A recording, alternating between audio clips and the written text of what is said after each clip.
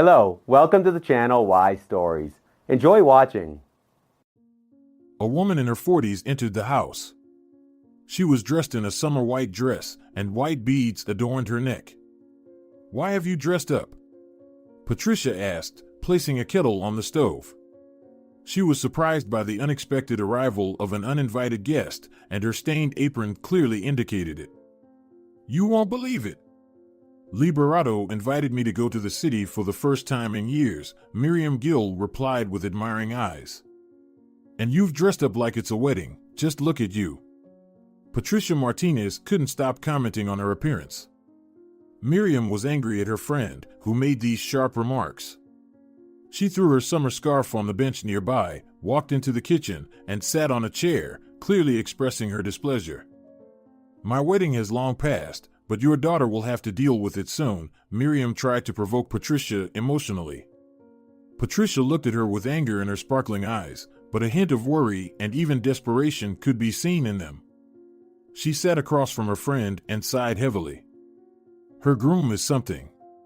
I don't know what to do," the poor woman in the apron confessed. "What's the matter?" Miriam inquired. Patricia took another deep breath and began. "I don't like him. I always told my daughter to choose one of our nationalities. And in the end, she chose some Chinese guy.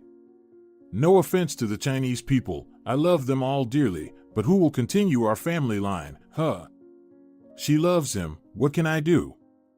You should have told your daughter clearly. We honor traditions." "I told her," exclaimed Patricia, almost in despair. She replied that he was born here. But the woman didn't have time to finish. Rufina descended from the second floor. She was very confused by the presence of a stranger in their house. However, she recognized that Miriam was their guest. As long as she could remember, they often spent time together. Sometimes their mothers would leave them alone, or they would go together to swim in the lake or celebrate some holiday together. She was almost like a part of their family, but lately, they had been seeing each other less frequently. Rufina increasingly immersed herself in work. It's worth noting that, although the girl lived in the village, her work was not related to agriculture at all. She had mastered the most modern profession of a programmer. With the money left by her father as an inheritance, she bought a good computer and spent entire days immersed in this gadget. In general, the last time Rufina saw Miriam was 2 years ago, although, as her mother said, Miriam visited them almost every day. Of course, they met from time to time, but they hadn't had heart-to-heart talks for a long time. Sometimes it hurt that while she was working in her little room on the second floor, her mother and her friend always enjoyed themselves, watching movies, cooking, or discussing something. "Miriam!" Rufina exclaimed with delight, rushing into the woman's embrace. She warmly smiled at her, saying, "Oh, dear Rufina. It's been so long since I saw you. Your mother told me you're getting married. Why didn't you share it with your old friend?" she asked. "Oh, I forgot." Rufina blushed. "The wedding will be held next week. We'll definitely invite you." Without waiting for an answer, she went outside in a cheerful mood, while Miriam began to extract information from Patricia. "Next week? And I just found out about it now?" "Well, I found out 3 days ago. Before that, she didn't tell me anything." Patricia complained. "Oh, what a disaster. What kind of parents does this groom have? Are they well-mannered?" "I don't know anything, Miriam. I haven't even met them. They're supposed to come over in a few days to introduce themselves." "Oh, what a nightmare," Miriam sighed, lowering her head in thought. "And do you at least know his name?" Patricia just shook her head, feeling ashamed of herself. But her daughter wouldn't reveal anything. She said it would be a surprise. Patricia hated such surprises. "When will you find out everything?" Her friend continued asking her. "Well, I think when they arrive. I've been on edge for 3 days. I took sedatives, but nothing helped. I just don't want to have Chinese relatives. I don't want to. But on the other hand, who am I to go against my daughter's will? Clearly, she loves him. She has talked only about him and the wedding in the last few days. And she has such dreamy eyes. Even now, did you see how she walked out? She's definitely over the moon. Yes, my friend, Miriam said thoughtfully. It's not an easy situation. But I think there's still a way out of it. When do you say these newly found relatives are coming? The day after tomorrow, Patricia replied. Her friend's mysterious tone intrigued her. Miriam seemed to be thinking of something ingenious. She could always come up with excellent ideas. Tell them to sleep in the barn next to the cows, as there's no spare room in the house, Miriam suggested. Patricia was stunned by such a proposal. On one hand, it seemed utterly absurd and ridiculous. On the other hand, it was something phenomenal. But I have plenty of space in the house, don't I? Patricia couldn't understand. Thank God, my late husband was wealthy. We live well, and we have many spare rooms. Don't you get it? The interlocutor exclaimed. Lie and say there isn't any. That all the rooms are occupied, you had no time to sort things out. They'll run away immediately with such a trick, and they'll take their son with them. Mark my words. Well, I don't know, Rufina's mother hesitated. Maybe it's not worth it. Rufina will be upset.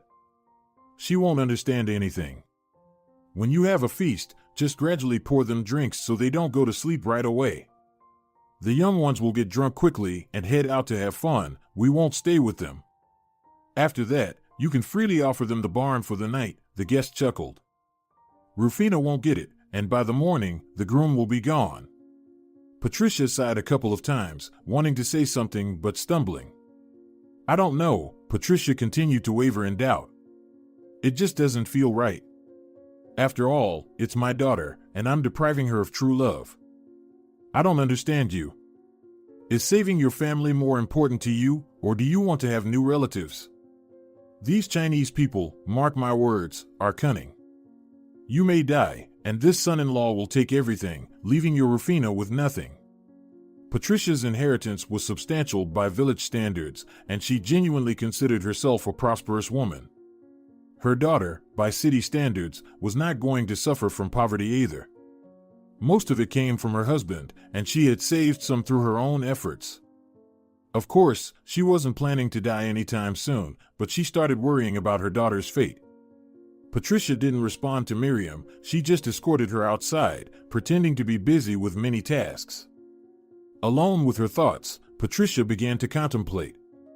Her friend's plan seemed truly ingenious to her. It would undoubtedly succeed, but what if this deception were revealed? Rufina would never forgive her. She couldn't let her find out. That's why Patricia decided to add her own twist to this excellent plan. Rufina returned home 2 days later, arm in arm, with her fiancé. She deliberately went to meet him at the station. Patricia, in turn, was waiting for them on the porch. Evaluating the appearance of the future son-in-law, she realized that she had been slightly mistaken. He was quite handsome, with little resemblance to a Chinese. But still, it was evident that his roots were definitely not Spanish. This fact deeply disappointed the future mother-in-law. Good day, Patricia, the young man said, showing his pearly smile. I'm delighted to see you.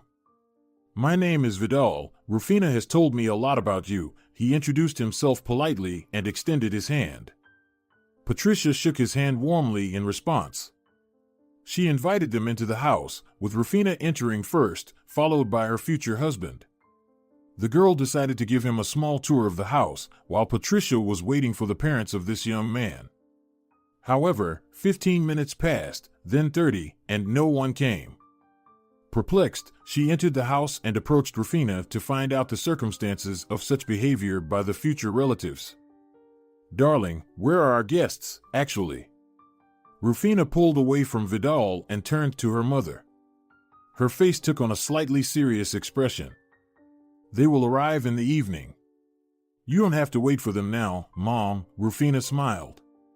Patricia was a bit disconcerted. She thought it was an inappropriate tone, but she kept silent. She didn't want to discuss these people in front of her son. She had already set the table and was now sitting in the dining room, reading the newspaper, awaiting the dear guests. Suddenly, Rufina entered the room. She kept glancing around as if she were afraid of being watched. The daughter gently closed the door to the dining room and almost tiptoed to her mother. Patricia was intrigued by this behavior. Rufina rarely acted so strangely. "Rufina, what happened?" Patricia asked. Rufina looked around, but no one was behind her. This fact seemed to calm her, and she sat on a chair next to her mother, asking, "So, what do you think of him?" Without hiding her excitement. Patricia was taken aback.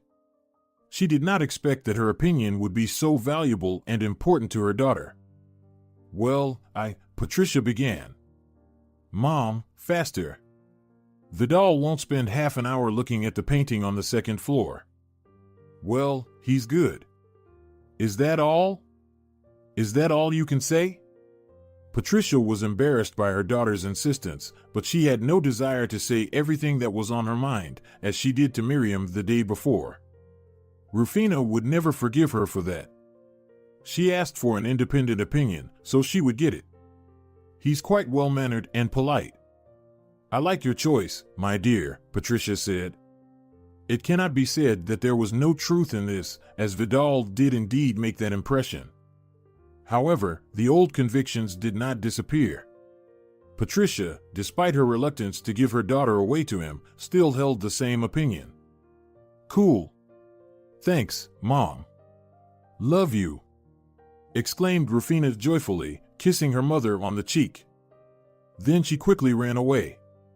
And within a few seconds, the spacious dining room was empty again. Observing the clock on the beige wall, Patricia delved into her thoughts. Back then, she and her husband were just settling into this house. Construction debris was piled up everywhere. The rooms were filled with unpacked boxes, but Patricia anticipated the happiness she would feel when the renovation was finally finished. Mario had recently been promoted at work, and they received a substantial bonus. The couple had finally decided to take this serious step, buying their own house. Patricia was tired of living in his parents' house. Moreover, this wooden house was certainly not the culmination of her dreams.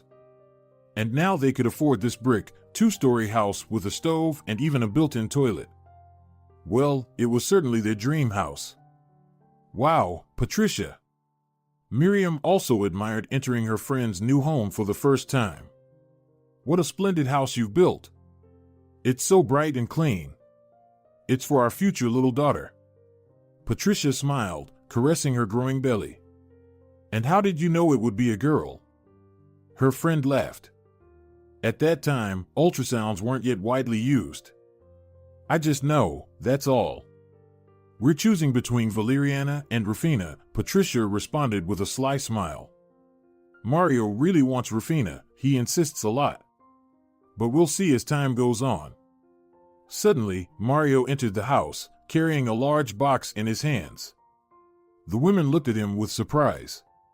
He went into the living room and took out an item from the box. They were clocks, large wooden clocks. He hung them on the nail in the wall. "Now we'll always know what time it is," he proudly announced. Patricia smiled and gently kissed her husband. "I don't care how much time passes as long as you're with me. I'm ready to live with you forever," she said. So, a month passed, the term was already 6 months, and her belly was clearly visible to everyone. Everyone was already asking what they would name their child. But it was fate that made the choice. Outside, it was a very gloomy, rainy evening. Patricia was sitting by the stove, cross-stitching a picture that would soon depict their garden. Suddenly, someone knocked on the front door.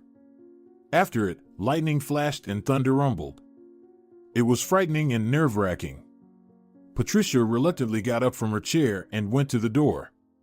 She did not expect to see a police officer. "Good day. Are you Patricia Martinez?" he asked.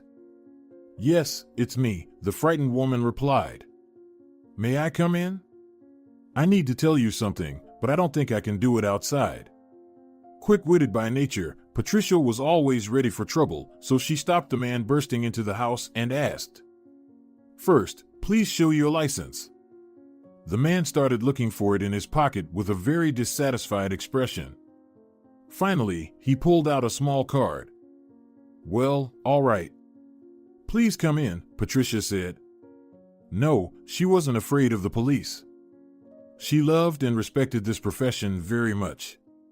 Partly because her husband was also a police officer, he taught her various tricks and informed her about safety and the existence of scammers, explaining how to protect herself in the most challenging situations.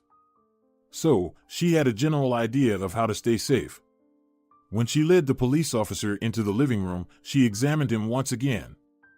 Indeed, he was a law enforcement officer. Her intuition never let her down. "Coffee?" she politely offered. "No, thank you." "It's better if you sit down," the man said in a calmer tone. Patricia looked at him with surprise, but followed his request, sitting opposite him in an armchair. "I have the difficult task of informing you of some news," he began seriously. Patricia frowned and leaned in closer. "Your husband died on duty," the man finally said. It was evident that it was not easy for him. Even his face changed, reddening. Patricia did not react to these words for a long time. Her face remained unchanged, but the reaction was evident through the tears streaming down her cheeks. When she noticed it, she leaned back in the chair, still showing no emotions. "Patricia," the police officer said sympathetically, gently touching her trembling hand. "Your husband will forever be a hero. You must remember only the good things about him." "Our child," the woman said in a quiet and hoarse voice. In her eyes, the spark that had always shone with hope for a long and happy life with her beloved husband was fading. The police officer did not say anything. He just sighed quietly and lowered his head, still holding Patricia's hand. Her current state depended entirely on someone's friendly support, and he understood it well. After a few minutes of silence, Patricia finally asked, "How did he die?" The police officer looked at her with a guilty look and said, "He was shot by a shoplifter. We were on our way." But the woman raised her hand, as if indicating that she didn't want to hear anything more. "I think, for now, I shouldn't know the details," Patricia explained in a subdued voice. The man didn't say anything more. They had been sitting like that for another half hour. Soon, Patricia began to recover a bit from the shock she had just experienced. "Tell me, how did it happen?" she asked sternly. "I won't be able to live without knowing." "We were recent partners," the police officer began. "You do know Valerio Cano, right?" "Of course," she nodded. "He's a friend and partner of Mario. So, this time, he fell ill, and I was teamed up with Mario. As usual, we went on a mission. Mario was thinking of going home to you. Our shift officially ended half an hour ago. But our chief insisted we go to the scene. There was no choice. We arrived at a small toy store, and the glass was shattered there. We didn't want any commotion. No one threatened the criminal with weapons. Mario volunteered to just talk, but suddenly the thief shot him. I didn't expect it. No one did. I rushed to help, radioed for backup, and called an ambulance. But Mario asked me first to catch the criminal. When I was about to run and find him, I saw the guy sitting on his knees. He was crying and saying he didn't want this. Unfortunately, whether he wanted it or not, the bullet hit the most vital organ, his heart. The doctors couldn't do anything. But while we were waiting for medical help, Mario managed to write this note to you. Well, I was writing while he was saying it. The police officer handed her the piece of paper. It was stained with blood, and Patricia's heart sank. It was her husband's blood, her most beloved person, who was no longer alive. With trembling hands, she unfolded the paper. "Patricia, my dearest, I'm dying. I feel like we won't see each other again. Please take care of our little daughter. I believe you can handle it. I love you. Don't forget me, and don't blame yourself. I fulfilled my duty. Live for our daughter." After reading this farewell letter, written in someone else's handwriting, tears streamed down Patricia's face. She had never felt such pain. She felt abandoned and broken. She was left alone. His last word was, "Your name," the chief said through gritted teeth. It seemed like he could barely hold back tears and emotions. "He was your husband and my friend, and we will never forget him." Patricia smiled through her tears. These words did manage to comfort her a little. 2 days later, the funeral took place. Poor Patricia had been standing for a long time by her husband's fresh grave, crying incessantly. "How will I live without you, Mario?" she cried. "I won't be able to, and I won't cope with it. We wanted so much to raise our daughter together." The same police officer was watching it. He was hiding behind the trees and also cried from time to time. He understood that he was also guilty of it. It was so unbearable to watch his wife suffering that he eventually left. Patricia, however, had been sitting near her late husband's grave for a long time. Well, at least the trial turned out to be fair. The thief turned out to be a young man, almost the same age as Patricia. What the hell was he doing in a toy store? Nobody, including himself, could explain. There was no huge profit in the cash register. They didn't even have a safe. What was the innocent police officer killed for? What did this simpleton receive a 10-year sentence for? It was a senseless death and a senseless verdict that this young criminal handed to himself. Patricia didn't want to be present in the courtroom. She didn't want to see the face of her husband's killer. She wouldn't be able to handle it. She didn't want to look into the eyes that witnessed Mario's death. Moreover, in her state, she couldn't let herself worry. She tried to do it as little as possible. But sometimes she had breakdowns. She would throw things, break dishes, and curse her miserable life. Neighbor Miriam helped her. She supported her throughout this period, from the beginning of the funeral to the trial and beyond. The friend genuinely helped Patricia not to get discouraged. Patricia already had the 9th month of pregnancy. It was late December. The month was coming to an end, and everyone was getting ready for the new year. The wound of loss was slowly healing, leaving behind a deep, aching scar. Patricia visited her husband's grave every week, leaving him either candy or spruce branches. Unfortunately, she couldn't leave his favorite lilies, which always grew in their garden in the summer. In that field, in childhood, they became friends. Young Mario once gave her a large bouquet of lilies, which he picked from his grandmother's garden. He got in trouble for it later. Patricia cherished this warm memory in her heart. It warmed her even in the coldest frosts. And on that Sunday, December 25th, Miriam came to visit the grave again. "Soon, our Rufina will be born. You wanted to name her like that, right?" she asked, hoping for an answer. Well, of course, there was no answer. Instead, there was complete, undisturbed cemetery silence. Nothing here disturbed Mario's peace. Snow covered his grave like a white blanket. Patricia smiled, knowing that he was now in a better place. "You know, Miriam sewed such beautiful dresses for our daughter. She will grow up to be the most beautiful girl in the village. And then she'll meet some boy in that field, and he'll give her beautiful lilies. Like you gave me. You remember, right?" Patricia continued with tears in her eyes. "I miss you, Mario. I hope you're doing well. I'm sure you'll always watch over us from the other side. I promise I won't let you down. Rufina will grow up smart and beautiful, and she'll be as brave as her father. Right, Mario?" And Patricia began crying again from hopelessness. She still felt very, very bad. The wound from the untimely loss was healing agonizingly slowly, and every memory echoed with the painful throbbing in her heart.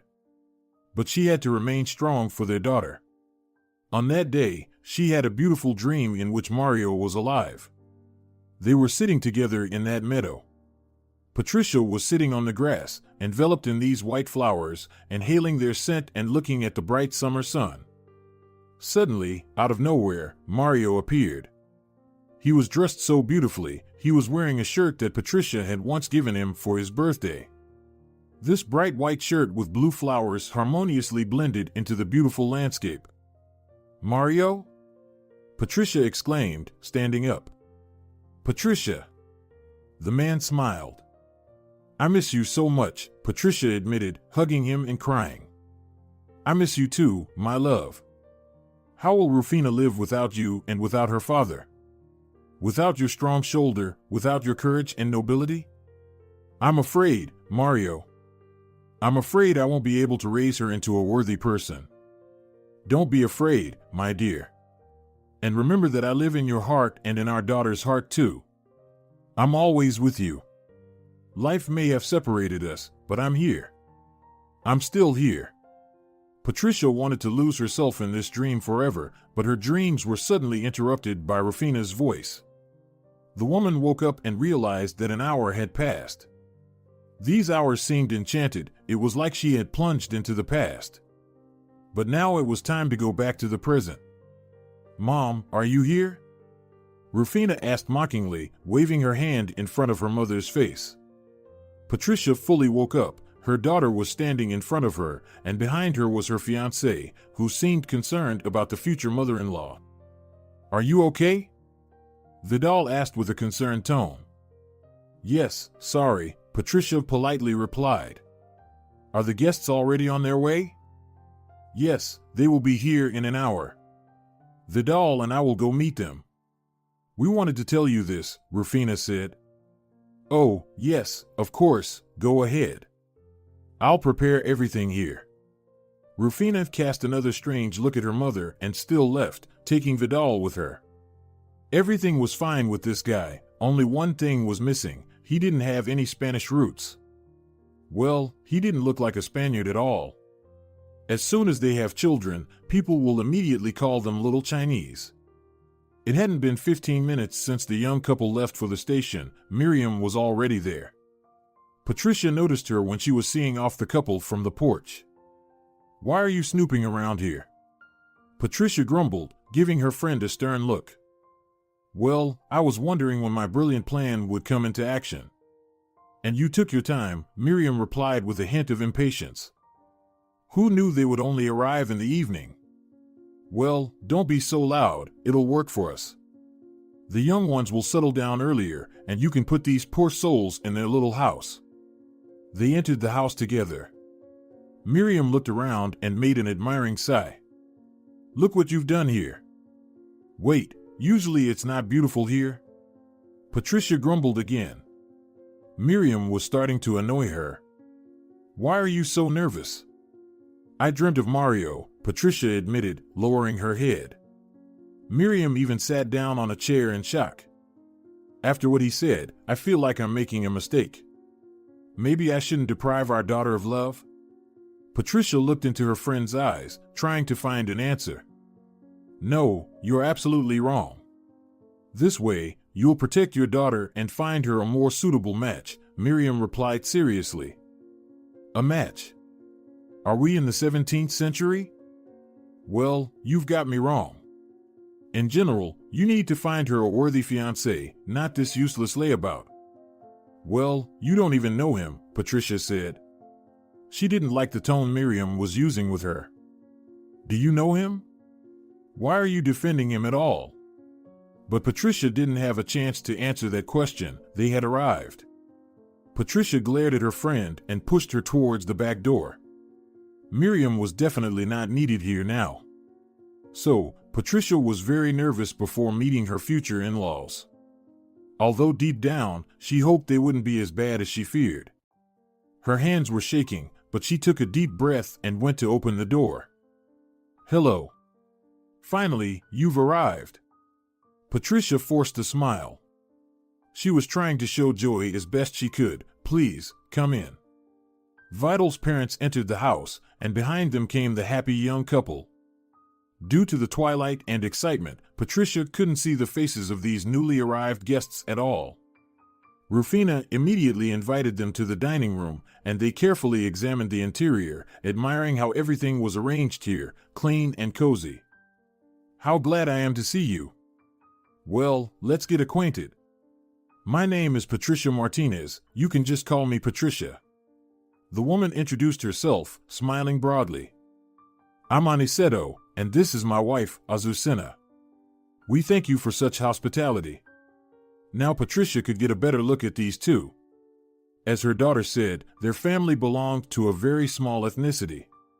No one in their village had even heard of such a people, and it turned out they existed. They lived here, but their appearance resembled Asians, as they had narrow eye slits and dark hair. But here it must be acknowledged, Vital's mother looked really good, more beautiful than many young girls from their village. On the one hand, this irritated Patricia a lot. On the other hand, she involuntarily thought, what if Vidal and Rufina would have a daughter? She would probably be as beautiful as her future grandmother. But this wouldn't happen. Her daughter wouldn't marry some strange guy, a representative of such a small ethnicity that no one even knew about. What a shame. No, her daughter would marry a good, strong Spaniard. In this village, there were plenty of them. When everyone got acquainted with each other, Patricia began to set the table, salads, hot dishes, and desserts. She had prepared a lot over these 3 days. She didn't really want to impress these people, but Rufina asked for everything to be done in the best possible way. Patricia just didn't want to disappoint her daughter. After an hour, they were already chatting. Then Patricia asked, "So, how did you two meet?" Finally, Patricia managed to ask the question that had been bothering her for a week. Her daughter, of course, was already a bit tipsy, so she didn't hold back her words. "Oh, well, it's a long story." On a usual cold winter evening, Rufina, as usual, was sitting at her laptop and writing code. She was supposed to finish this project a week ago, but asked her boss for a 7-day extension. "Sweetie, aren't you going to bed?" the worried mother asked, entering her daughter's room. It was already 2 o'clock in the morning. "Soon, Mom." Buried in the project. Patricia closed the door not to disturb Rufina unnecessarily. An hour passed, too. The girl had already had her 5th cup of coffee, but it no longer helped her. She just desperately wanted to go to sleep. Realizing that she no longer understood what she was doing, Rufina finally laid down. The next day, she decided to go to the city to visit the office and explain the situation. "No, no, and no," shouted the boss. "I've already barely convinced our clients. If you don't finish by the end of the week, you're fired. Do what you want, but create this damn game already." "But, Ciro, it's physically impossible. If you remember, I started working on this project 2 weeks ago, even though it was originally given a month. And you gave it to me on such a short deadline because one of your employees decided to quit. Why did you dump so many extra responsibilities on me?" Rufina asked indignantly. "Are you going to reproach me? One more word, and you'll fly out of here like a cork. I took you without a higher education and gave you a chance, even though you had no work experience at all. I trusted you, and you're letting me and our company down like this." Rufina didn't bother listening to these reproaches any longer. She just gave her boss an angry look and left the office. She was really angry. Why couldn't the client wait? Did their company have so few programmers who could make this game? Why did they turn to them? To this miserable little company from which people simply ran away like rats, unable to endure such harsh working conditions. Rufina didn't plan to go back home, otherwise, her mother would load her with various household duties again. She couldn't afford distractions now. Either she would finish the work or she would get fired. And then she wouldn't be able to move from the village to the city. Rufina decided to work in one of the cafes. She ordered a hot chocolate, took out her computer, and started working. This time, everything was going well. She had done a significant amount of work when the irreparable happened. There was a short circuit, and her ancient laptop shut down. She almost screamed at this damn cafe. Rufina continued to stare at the dark screen of her dead computer and tried to breathe calmly and steadily. Now all her work was going to hell. All 2 weeks, all sleepless nights, just went to waste. She tried to turn on the laptop, but, of course, it no longer started. Then Rufina couldn't take it and started hitting it with her hands. All the cafe visitors began to look at her, and her nerves just gave up. One of the cafe patrons noticed this. He was sitting behind the girl, watching the whole situation. When Rufina started to hit her laptop, the guy couldn't stand it and approached the poor thing. "Miss, please calm down," he said in a cold but simultaneously soothing tone. "Calm down?" Rufina screamed. "Are you telling me to calm down?" "Yes, all my work has just gone down the drain. My whole life has collapsed. I'm facing dismissal, and you're telling me to calm down?"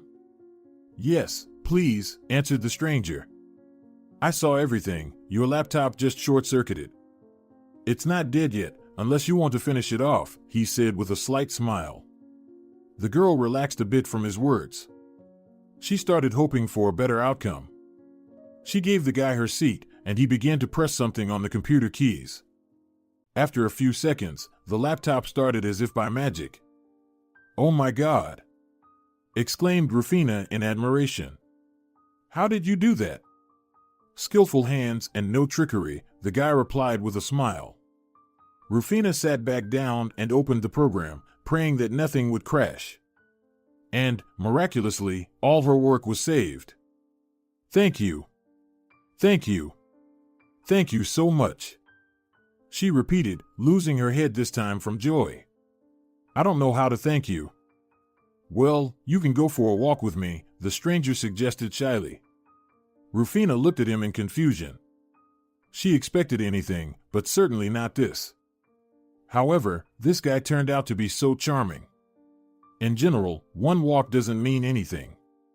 Maybe he would become her friend and help her resurface from the bottom she fell into with this damn job. "Where?" Rufina asked. She decided not to give an exact answer right away, let the guy suffer a bit. "For example, here and now. See that courtyard across the street?" he asked. "Yes, I see," the girl replied affirmatively. "Well, let's go there right now." "Wait, what's going on?" Rufina didn't understand. She hadn't even had time to comprehend what had happened, and she was already being invited somewhere by some unknown IT guy whom she didn't expect to meet here at all. "I don't even know your name." "It's easy to fix." "My name is Vidal," said this amazing guy. Rufina stared at him with wide eyes, pretending to be clueless. Several seconds passed in silence, and then Vidal said, "I'm absolutely not interested in your name if you care about that. I just want to take a walk and have good company.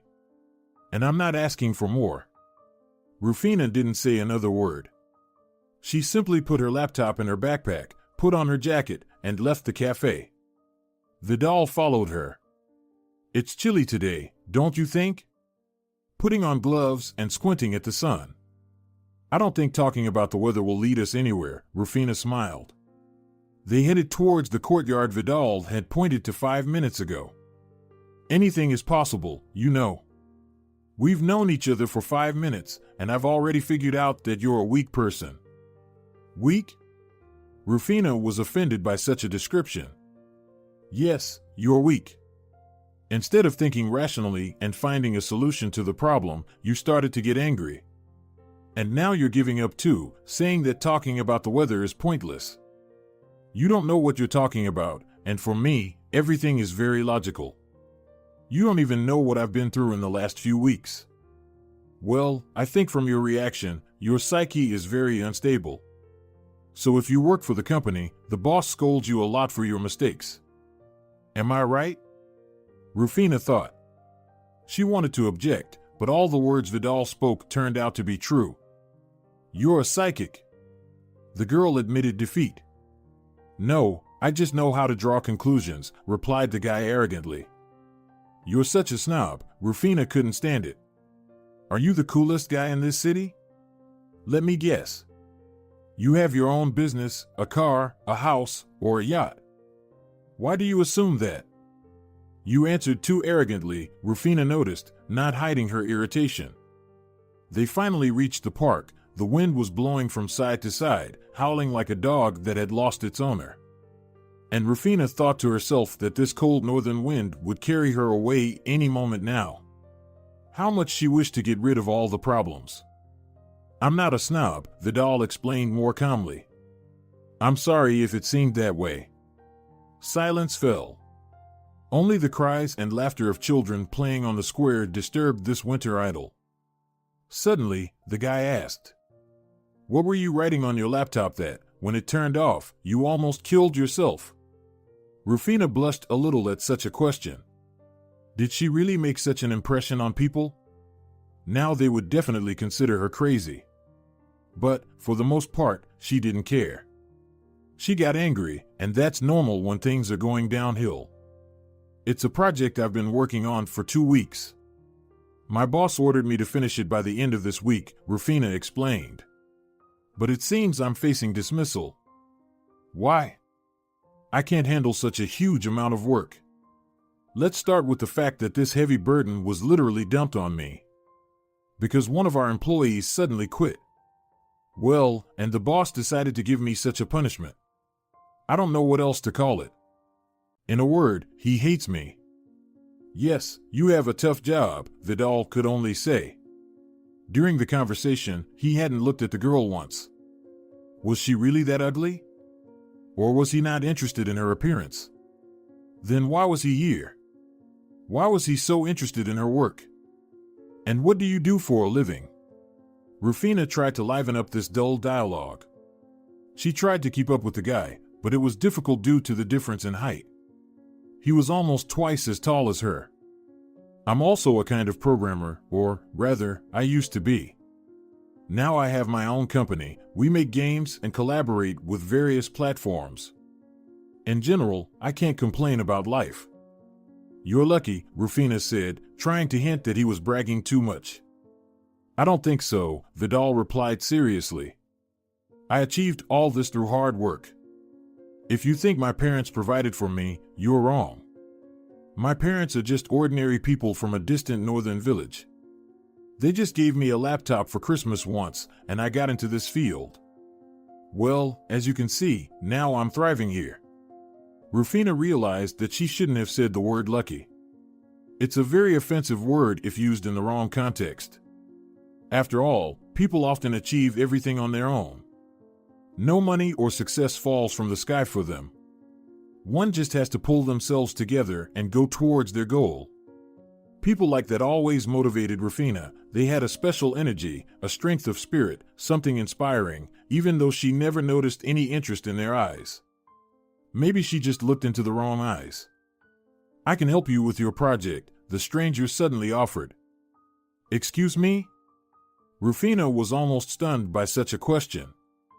"Well, you say you don't have enough time, you might get fired. And here I am, telling you about my success. Really, do you want some help?" "Well, no way." Rufina firmly declined. "If the boss finds out, I won't just be fired, he'll manage to do a million more nasty things to me." "Well, as you wish." They reached the other end of the courtyard and said their goodbyes. Rufina returned home, and by midnight, something dawned on her. Enough. Enough with it. Enough enduring this terrible treatment, this job. She was tired of always receiving nothing but reprimands and completing incomprehensible tasks for a meager salary. Normal people were given a month or more for projects, and she was given 2 weeks. Therefore, after sleeping on this thought the next day, Rufina submitted her resignation letter. "Ciro is very busy right now," the boss's secretary with a well-endowed bust replied. It was evident she wasn't clever, she just had a doll-like face with makeup on it. Of course, Ciro chose her not for these qualities at all. Rather, what was important to him was the form.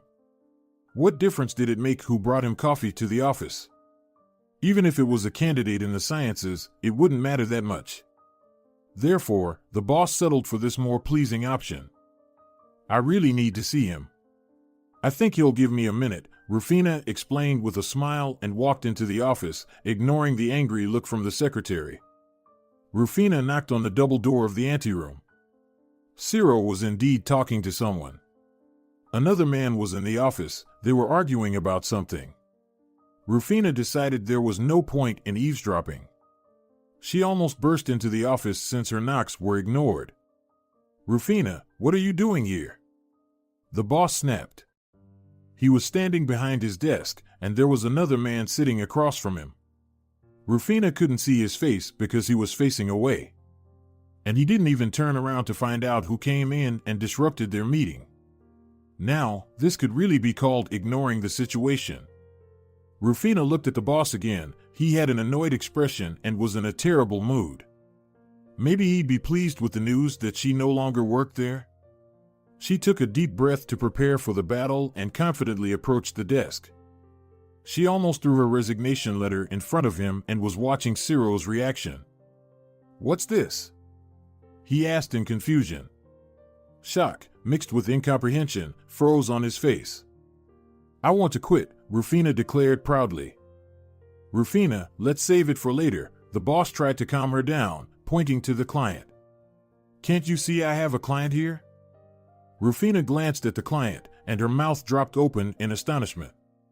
She couldn't utter a word until the guy sitting across from her was also terribly surprised by this situation. "Rufina?" the guy exclaimed. "Vidal?" The girl repeated his words. "Can someone explain to me what the hell is going on here?" The boss couldn't take it anymore. Ciro, a flustered Rufina, began to explain, but Vidal interrupted her. "You have no right to fire her," he suddenly shouted at Rufina's boss. The man was surprised by the client's behavior. The whole situation was driving him crazy.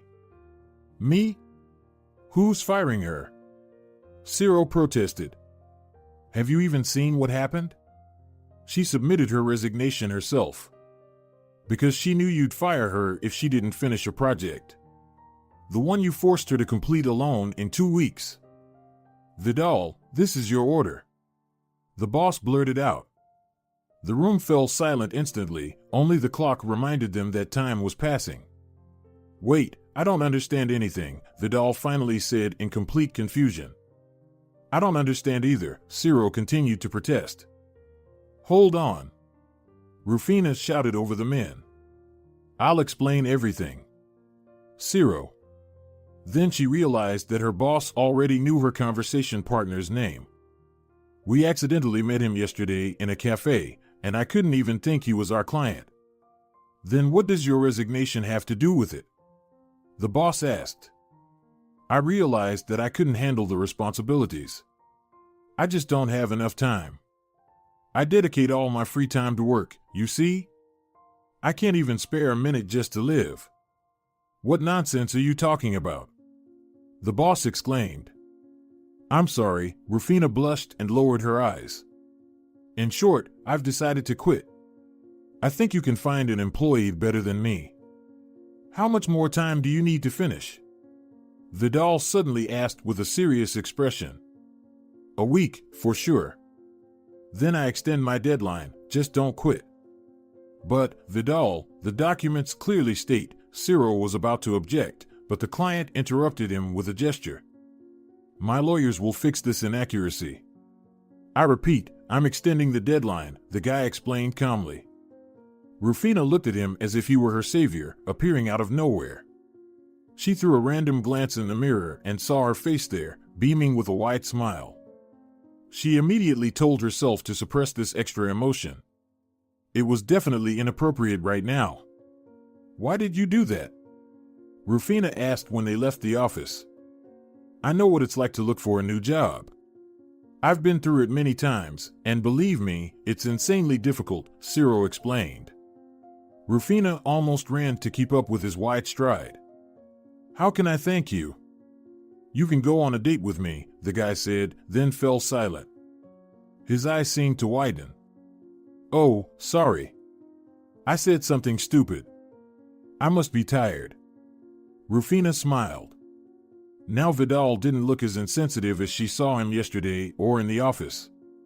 He was, after all, vulnerable, very vulnerable. Rufina realized that, of course, he didn't say that just like that. Such words simply cannot be uttered accidentally. "I would go," the girl whispered shyly.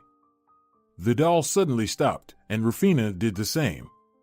The guy looked into her ocean blue eyes, trying to find the truth in them. He couldn't believe that she could respond like that. A cheerful and lively girl like her would never even look at such a gloomy grumbler like him. Perhaps it would have been like that if not for that incident in the cafe that brought them together forever. Well, that's the story, Rufina concluded enthusiastically, taking another sip of strong coffee. It's so romantic, Azucena exclaimed, wiping her moist cheeks with a handkerchief. Vidal, why didn't you tell us earlier? Rufina and I agreed it would be a surprise for both families, the guy smiled, looking at his beloved. But she wasn't looking at him, as sleep was already overwhelming her. She even yawned several times. I think Rufina and I will go to bed. What do you say, sweetheart? The guy asked his future wife. Upon waking from her dreams, she stirred and said, What? Oh. Yes, we'll go to bed. Mom, please make sure our guests are comfortable at night.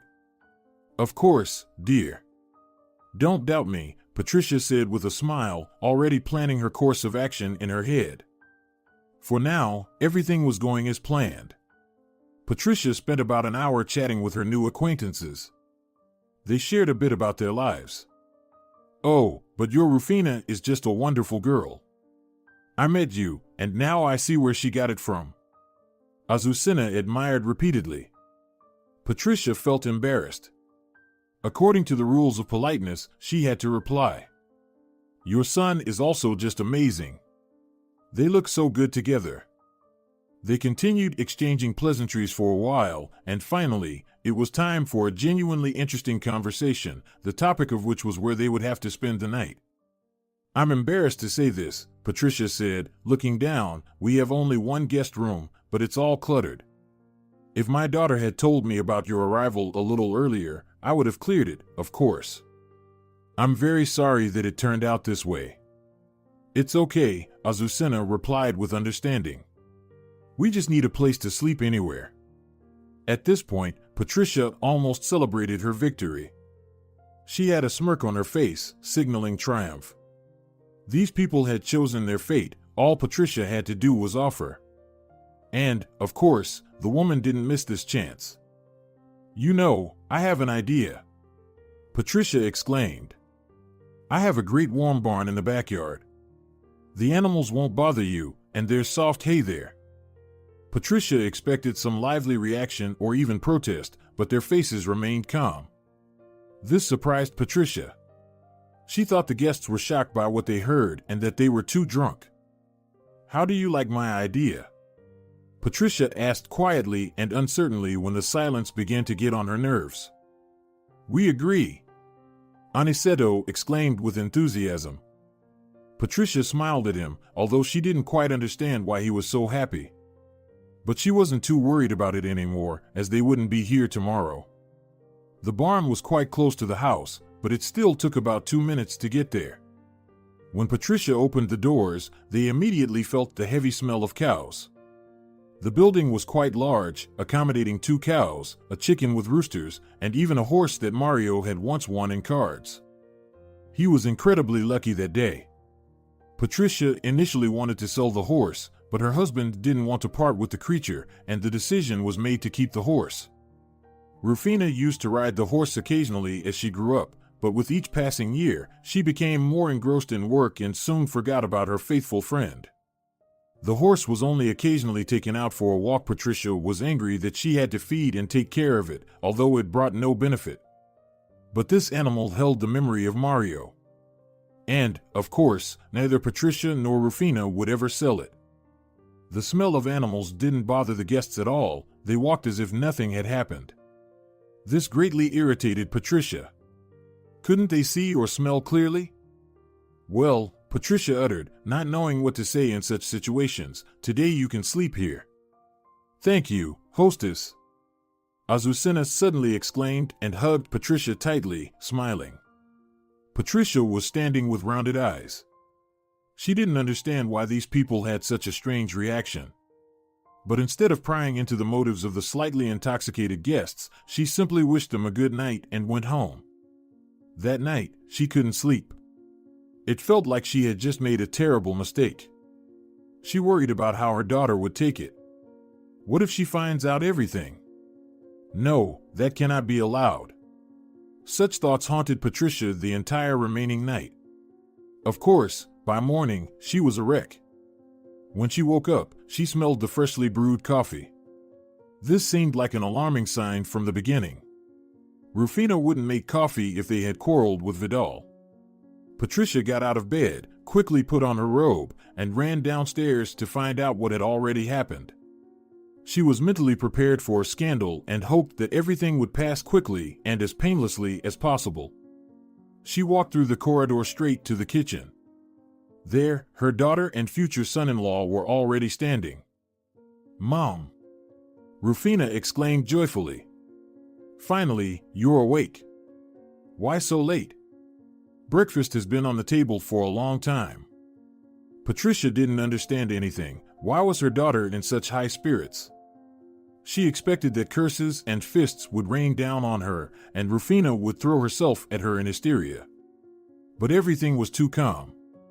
There was a genuine idol in the kitchen. "Patricia," Vidal said, "I am so grateful to you for your service."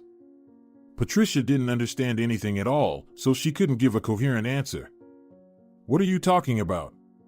She asked a difficult question in a quiet voice, sitting down at the dining table. Rufina served her breakfast, scrambled eggs with bacon. It was her favorite breakfast. Surprisingly, Rufina rarely cooked it. Maybe there was poison in it. Perhaps her daughter decided to retaliate against her nasty mother in this way? "Thank you, I'm not hungry," she immediately replied to her daughter and pushed the plate with the delicious food away. Rufina looked at her as if she were crazy or sick. The girl was about to ask why her mother didn't want to eat, but she didn't have time. Vidal started the conversation. "Well, Patricia, how about that? My parents are immensely grateful to you for the honor you've bestowed upon them. They've never experienced such a warm welcome." Patricia thought that it was pure sarcasm by now and even smirked, preparing to fend off the blow. She was about to reply when Azucena and Aniceto entered the room. The man had a straw stuck in his hair, but the faces of both were happier than those of sleeping babies. Patricia completely didn't understand anything. Why was everyone so happy today? After all, last night, she had done such a nasty thing. Ideally, these in-laws should have left on their own yesterday, as soon as Patricia suggested they sleep in the barn. "Patricia," Azucena smiled. She approached the woman and hugged her tightly again, just like yesterday, before going to bed. Patricia almost broke free from these hugs and looked at a surprised Azucena. "I'm sorry, maybe I'm allowing myself too much," said Azucena, realizing her mistake. They were not yet friends enough to violate each other's personal space like this. "We just really appreciate your warm welcome," Azucena continued. "Excuse me?" Patricia asked again. "Will someone please explain to me what's going on here?" She couldn't help but say, sounding strained and plaintive. "How so?" Azucena was amazed. "You studied our traditions, and how could you find out in such a short time that our ancestors slept in the barn a long time ago? And since then, such a reception is considered the epitome of hospitality. We are such small people, there is absolutely no information about us on the internet. Few people know that our ancestors used to live in chums with domestic animals and warmed themselves with the animals' heat during long winter evenings. It's so nice, you can't even imagine. Thank you for your hospitality. I didn't expect you to take such good care of us. That joke about the guest room was just an excuse, right? You just wanted to find a suitable pretext for us to spend the night in the barn. How sweet of you."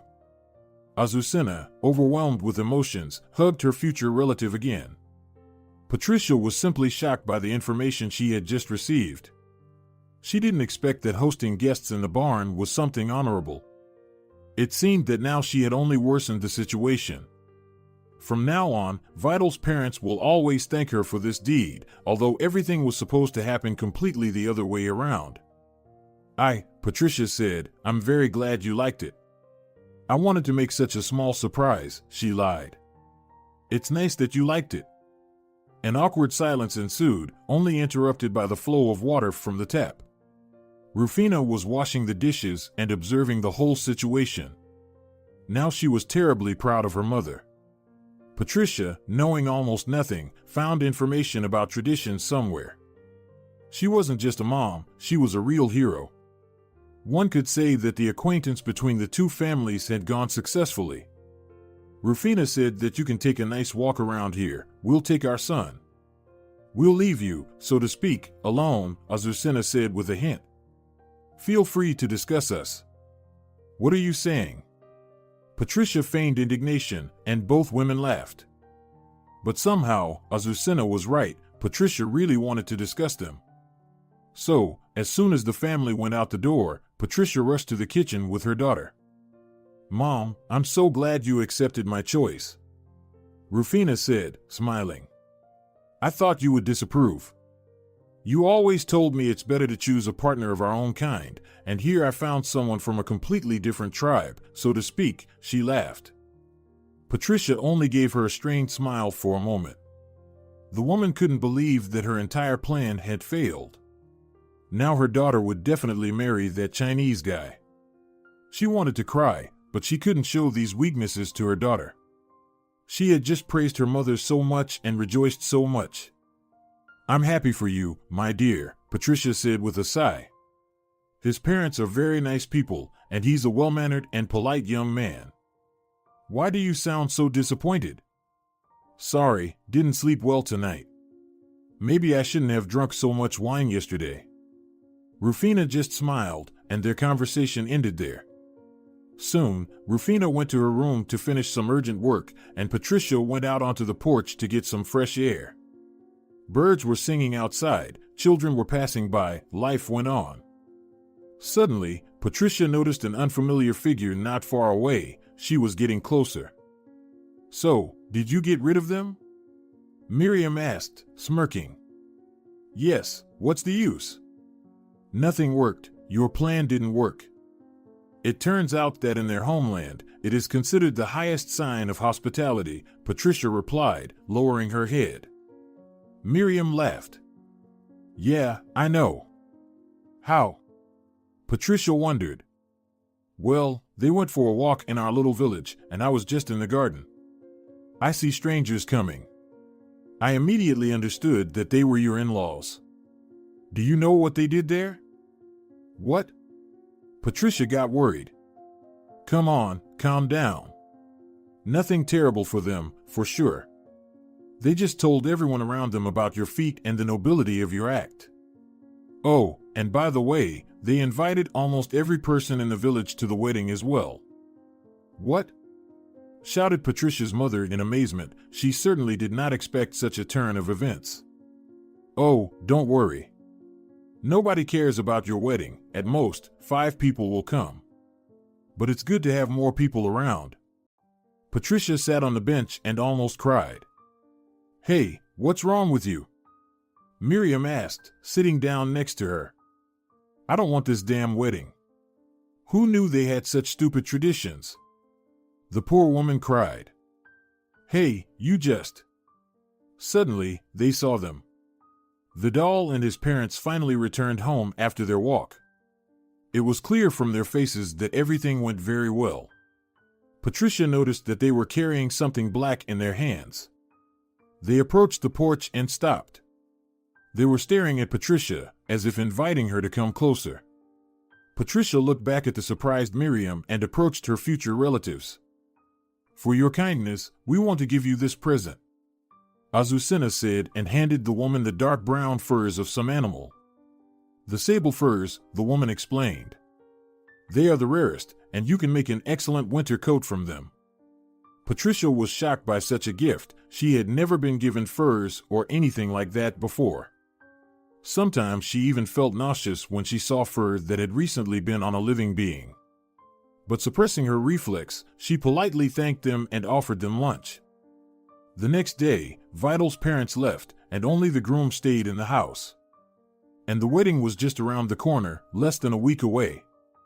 During this time, Rufina had already picked out a dress for herself, flowers, and chosen the venue for the ceremony. It was Patricia who suggested celebrating the wedding at their village registro civil. It offered services for outdoor registration. Moreover, everything would be official. but not in the registry office building or anywhere within the district center. Rufina, of course, immediately accepted this proposal. It sounded very beautiful and romantic. They would have a wedding like in the movies. Wasn't it a dream? Also, Rufina chose a bridesmaid. She didn't have really close girlfriends, but she had many acquaintances there in the village. But Rufina didn't stop at just any girl, it was Miriam's daughter, Rosalia. Miriam was overjoyed, her daughter would be the bridesmaid of honor. She almost every day went to Patricia's house to admire Rufina's choice once again. Rufina made the right choice after all, she said. My Rosalia will be perfect as the bridesmaid of honor. Well, just wonderful. How happy I am that your daughter is getting married, Patricia. I'm so happy too, Patricia replied without any emotion, chopping onions. She had already reconciled herself to the fact that she would have relatives who looked like Asians. However, every day, she tried to come up with a reason to somehow sabotage this marriage. But nothing came to mind. It was simply impossible to find fault with Vidal. He was so well-mannered that he helped his future mother-in-law with everything: cooking, cleaning, the garden, the vegetable patch, and taking care of the livestock. Rufina watched all of this and was proud of her fiancé. She definitely made the right choice. And so, all preparations were complete. The legendary day had arrived. The building where the marriage ceremony was to take place was designed in the Spanish style. It was a genuine Baroque estate. Rufina was over the moon with happiness. Guests had already started arriving, and Rufina sat in her room, where they were doing her makeup and putting on the dress. Do you want the curl on this side or that side? Asked the stylist whom Rufina had hired from the city. To the right. I want the left side to be open, it's my good side, Rufina smiled. Suddenly, an agitated Patricia entered the room. Everyone leave, I urgently need to talk to my daughter. She shouted. Everyone looked at her strangely, but still complied with this nervous request. Mom? Rufina looked at her mother in confusion. What are you doing here? Did something happen? It did, sweetheart. Rufina stood up from the chair and approached her mother with a lump in her throat. Come on, speak, pleaded the daughter. Darling, I honestly don't know how to tell you this, Patricia said, averting her eyes to the lower left corner. Mom, speak. He. Just say it. He was kissing another girl, Rufina. Patricia finally blurted out. Shock froze in her eyes, and Rufina, upon hearing this, collapsed onto the couch. She felt so sick, breathing became heavy. Her eyes stared into emptiness, and her heart pounded wildly. No, she whispered. He couldn't. You must be mistaken. Darling, sympathetically uttered Patricia, sitting on the couch next to her daughter. I understand what you're feeling right now, but... No! Rufina shouted. You're lying. This can't be, he couldn't do this to me. Rufina, sweetheart, when have I ever lied to you? Patricia asked sincerely. Everyone fell silent. Clearly, Rufina was deep in thought.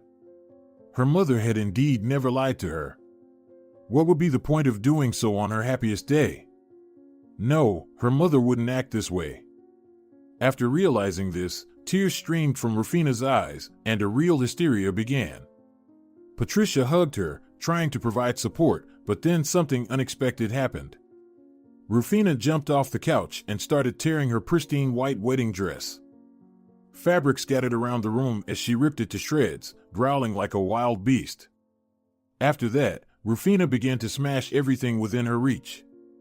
Patricia was trying to stop her, but it seemed like her daughter was possessed by the devil. It was horrifying to watch. Makeup artists and hairdressers rushed when they heard the cries. Everyone was shocked by what was happening. Attempts were made to calm her down. Eventually, when she realized there was nothing more to do, Rufina darted out of the room like an arrow, then out of the building. Vidal didn't even have time to comprehend it because she ran past him like a flash.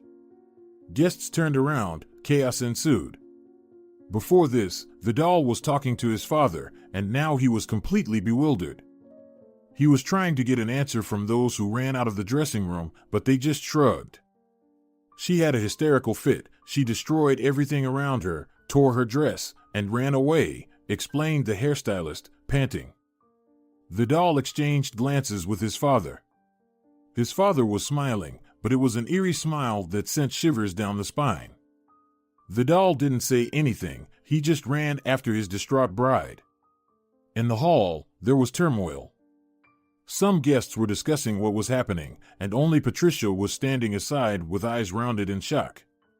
She had lied to her daughter for the first time.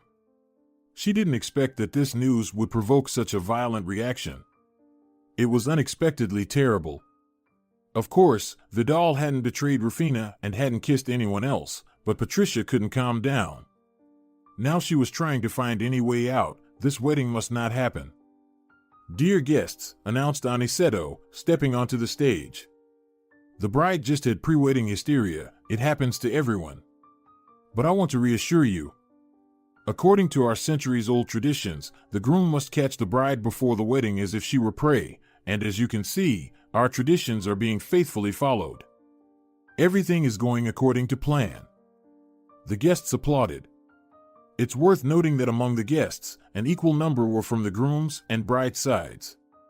It seemed they were pleased with the situation.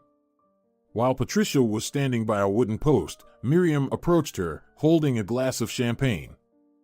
"It will be a lively wedding. I'm already enjoying their wild contests," she laughed. "Yes, these aren't any contests," Patricia sighed. "It's my fault." "What did you tell her?" "That Vidal was kissing another girl." Surprise froze in Miriam's eyes. It seemed she was about to drop her glass. "What? Why would you do that?" Patricia's friend protested. "You know why. I'm grasping at any opportunity. I don't want to, I can't accept this. No matter how good he is, I'll never be able to see him as my daughter's husband." "Hold on." Miriam interrupted. "He's not your husband, right? Your daughter has to make a choice now. And only she has the right to decide who she wants to marry. They could have found her a good match here. She would have tolerated it and grown to love him." "No, they wouldn't have." Miriam continued to protest. "She met this man, and fate brought them together. So, that's how it should be, there's no other way. Stop being so principled." "What?" Patricia exclaimed. "You wanted to help me with this. It was you who suggested that darn dirty barn, right?" "But then I realized it's Rufina's life," Miriam insisted. "Only she will decide who to marry and who to send away." "You changed your mind quickly," Patricia retorted discontentedly and walked away. She didn't want to talk to Miriam anymore. While Miriam was on her side, as soon as her daughter became the center of attention, priorities changed. No, this wasn't how it was supposed to be. Patricia still hoped that Vidal wouldn't be able to explain the whole situation to his bride. And just as she thought about that guy, he appeared right there. Rufina wasn't with him, which was a good sign for Patricia. But things weren't that straightforward. Vidal approached his father and led him aside to keep their conversation truly confidential. "I didn't find her, but I heard something," Vidal whispered to his father, who perked up.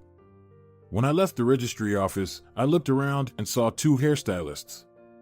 They were smoking, and I accidentally overheard their conversation. It turns out that while Rufina was getting ready, her mother interrupted her and kicked everyone out of that room.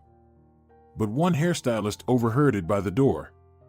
Rufina's mom told her that I supposedly cheated on her and that I kissed another girl." His father's eyes almost popped out. He certainly didn't expect such nonsense from Patricia. "I think she just wants our wedding to cancel," Vidal continued whispering. "I know I said I don't like our traditions, but is there any custom that involves hiding a scandalous mother-in-law far away? So she doesn't interfere with us on this day?" He asked with a hint of a sly smile. His father understood the hint and winked at him. Vidal smiled in return as a gesture of gratitude and rushed to find his missing bride, who was struck by groundless jealousy. Meanwhile, Aniceto went to implement his idea of temporarily getting rid of Patricia, who was obstructing the wedding. The man stepped onto the stage and announced, "Dear friends," he proudly declared, "as you can see, our groom is currently following tradition.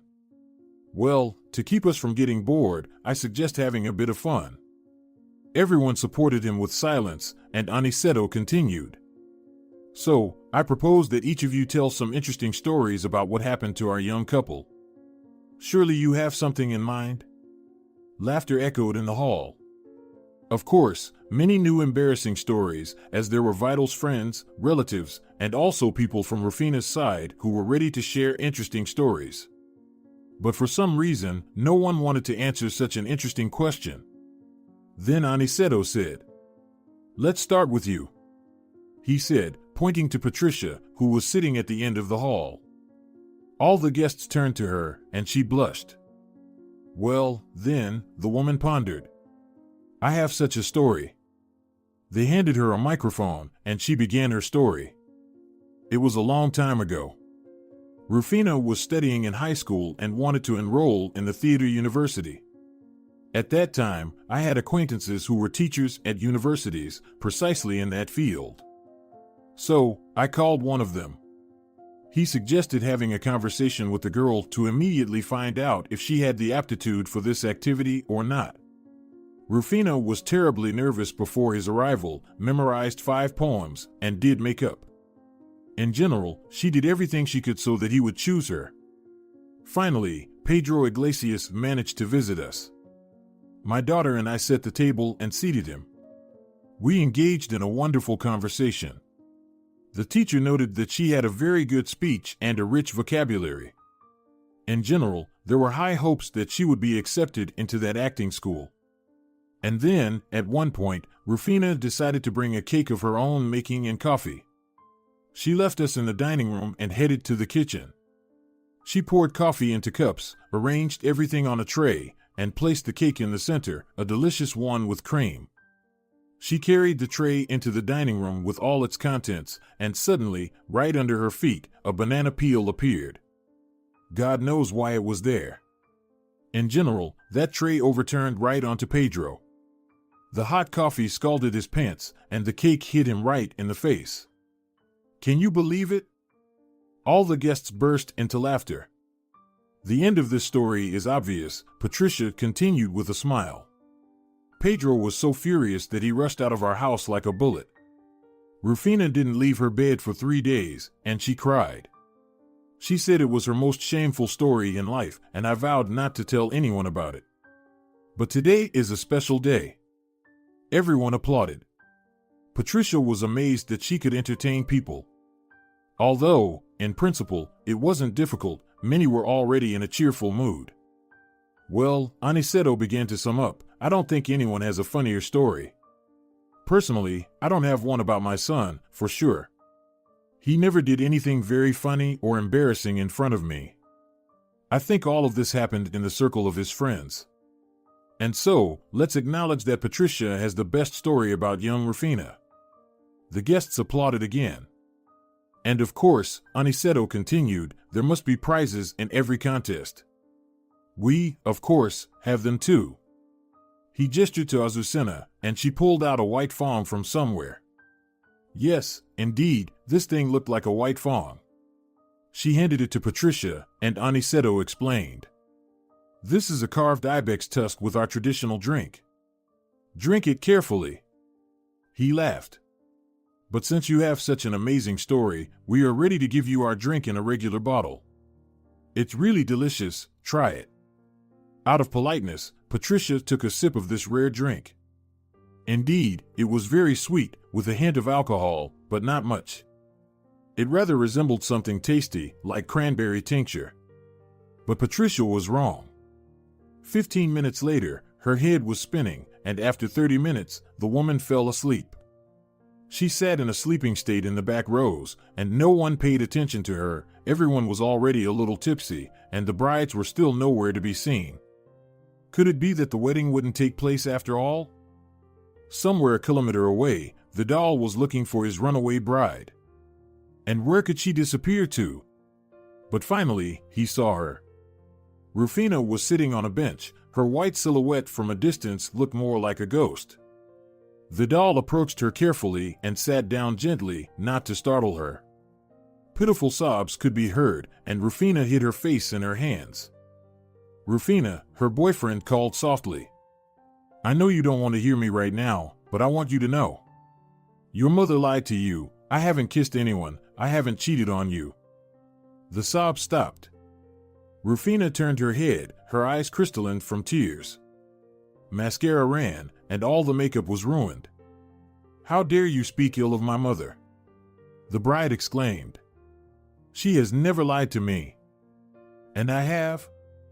Silence. It seemed that Rufina realized she was in a deadlock. She felt emptiness inside, and now doubt was added to it. What if her mother really lied? Why would my mom lie to me? She asked tearfully. The thing is, she doesn't want me to become your husband. What? Rufina was astonished.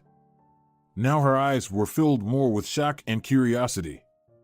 They told me everything. Well, in general. Your mother is just against our wedding. I don't know why, but she fiercely tries to sow discord between us. Mom has never been against you. On the contrary, she said you were so well-mannered and good. I made a wonderful choice. So, she lied. Sweetheart, do you really think I could cheat on you? We've been dating for a year, keeping our relationship a secret until the wedding. Can I really betray you? Rufina pondered. Vidal never gave her a reason to be jealous, let alone think about infidelity. If everything was indeed like this, then the problem was with her mother. Why would she do this? Rufina was terribly angry with Patricia. How could she do such a thing? All those sweet words about what a good groom she had, all lies. She lied to her. I hate her, Rufina muttered through gritted teeth. Vidal finally mustered the courage to embrace her shoulders and say, Take it easy, my dear. Regardless of who that woman is, she's your mother. She always wants what's best for you. She just ruined my wedding. She managed to spoil the best day of my life. Rufina screamed in anger. Quiet, don't raise your voice like that, Vidal requested. Nothing is ruined yet, everyone is waiting for us. Did you see me? Did you see my dress? My hairstyle looks like a nest, and my eyes look like a demon's. We can fix everything as soon as you let us, reassured her fiancé. How? Just come with me. Finally, Vidal managed to persuade the girl to return to the civil registry.